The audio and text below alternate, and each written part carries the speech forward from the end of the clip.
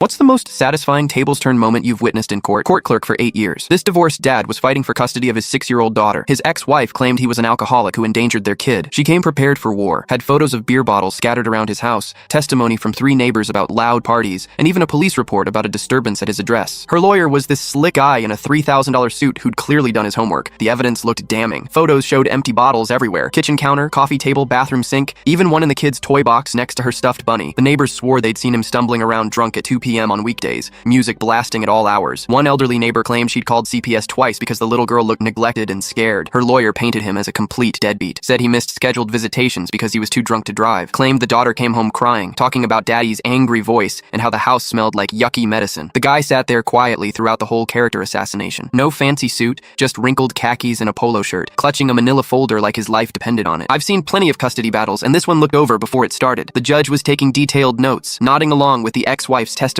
She was crying at all the right moments, playing the devastated mother perfectly. Even I was starting to feel sorry for her. Judge looked ready to rule against him when he finally asked to speak. His voice was shaky, nervous. Your Honor, when exactly did she say I missed those visits? October 15th, 22nd, and 29th, the ex-wife replied confidently, dabbing her eyes with a tissue. He opened his folder with trembling hands. Here's my work schedule from the fire station. I'm a paramedic. I was saving lives those exact dates. 24-hour shifts. 2 car accidents and a heart attack on the 15th. Apartment fire on the 22nd. 3-car pileup on the 29th. The paperwork was official, stamped with the fire department's seal. Undeniable proof he was literally saving lives when she claimed he was too drunk to see his daughter. Her lawyer's confident smirk started melting. Then came the kicker. He pulled out his phone. And here's security footage from my apartment building. The video was crystal clear. Timestamp showed 2:47 a.m., 3 days before the hearing. There was his ex-wife, using a spare key to enter his apartment. She had a grocery bag full of beer bottles, the exact same brands from her photos, placing them strategically around the living room, even staging one near a children's book. The courtroom went dead silent. Her lawyer started shoving papers into his briefcase like the building was on fire, but he wasn't done. Second video showed her coaching their daughter in the parking lot after visitation. Remember, tell mommy if daddy's house smells like the yucky stuff. Can you say daddy was sleeping when you needed him? Practice your sad face. The little girl nodding innocently, not understanding she was being weaponized. Judge's face went from sympathetic to furious in seconds. Custody awarded to father, effective immediately. Supervised visitation only for mother pending psychological evaluation. 3 months later, she lost visitation rights entirely when 2 more recordings surfaced. One of her calling his workplace pretending to be a concerned citizen reporting him drunk. Another of her paying the elderly neighbor $200 and a script to memorize. The neighbor felt so guilty after seeing the little girl crying that she confessed everything. The ex-wife got charged with perjury, filing false reports, witness tampering, and harassment. The dad got full custody, back child support, and legal fees covered. Her lawyer dropped her and reported her to the state bar for fraud. Last I heard, that little girl's thriving with her father. She's in soccer now, honor roll at school, and lights up whenever someone mentions her daddy. He brings her to court sometimes for routine paperwork,